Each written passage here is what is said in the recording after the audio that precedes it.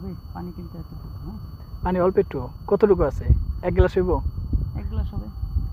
পানি তো নেই আশপাশে, তো আমরা পানি দিয়ে কোনো মতে ভিজাবো। তো আজকে আমরা দেখব কিভাবে অল্প পানি দিয়ে উজু করা যায়, নাকি? আসলে তায়াম্মুম করা যায় তো, কিন্তু ব্যাপারটা তায়াম্মুম না করে চিন্তা করলাম একটু পানি আছে, নিয়তটাই তো ইন্নামাল আমালু বিন্নিয়াত, নিয়ত হলো আমলের নির্ভরশীল।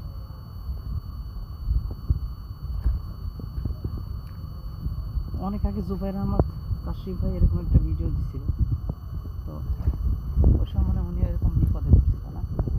হইতে পারে।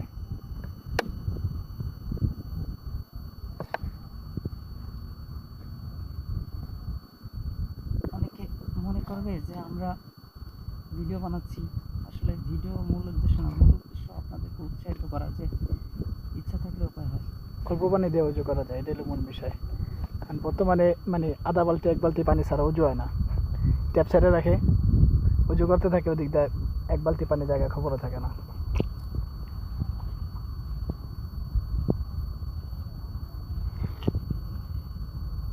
আপনি উজু করতে থাকেন, এর মধ্যে আপনার একটা গল্প শোনাই। বলেন। আমি তো দাওরা শেষ করছি জামিয়াত ইব্রাহিমে, আর ওই জায়গায় এলো ছাত্র উজু করে হাউজে। মানে এরকম পোলাপানি দেখছি যে উজুর শেষকে যে পাও ধোয়, পাও ধোয়ার সময় 6 মগ পানি দেওয়া, শুধু পাও ধোয়। চিন্তা করা যায়, 6 মগ পানি দিয়ে পাও ধোয়। আসলে ট্যাপ ছাইরা উজু করতে, ওইভাবে উজু করতে অনেক পানি খরচ হয়, আমরা টেরও পাই না। দেখেন 1 বালতি, আপনি একটা উজু করার সময় একটা বালতি রাখবেন নিচে, দেখবেন 1 বালতি পানি হয়ে গেছে। এটা আমি খেয়াল করছি অনেক সময়। বুঝতেছি না শেষ পর্যন্ত আমরা পারবো কিনা।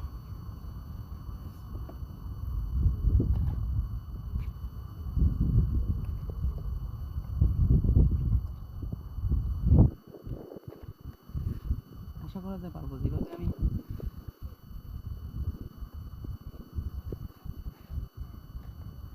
উজু করার সময় তো কথা বলা উচিত না, তাও একটা হাসির কথা মনে পড়লো, বলবো বিষয়টা। 2 বন্ধু অনেক কিপটা, তো 2 বন্ধু মিলে একটা ঘি কিনতে গেছে অনেক দূর এলাকায় হাইটা হাইটা।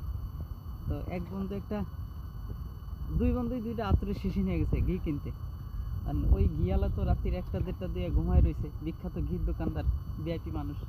ওরা রাত্রির 1টার দিকে যায় ডেকে তুলছে যে ঘি কিনতে আসছে অমুক এলাকাতে, ভাবছে এত দূরে তো আসছে, তাহলে তো অনেক মন ঘি কিনবে। এবার কয় পাত্র, কই কিসে যাবেন? কয় আতরের বোতলে। তো এই নেওয়ার জন্য আপনি আসছেন? ওই যে 3 মিলি বোতল হাতে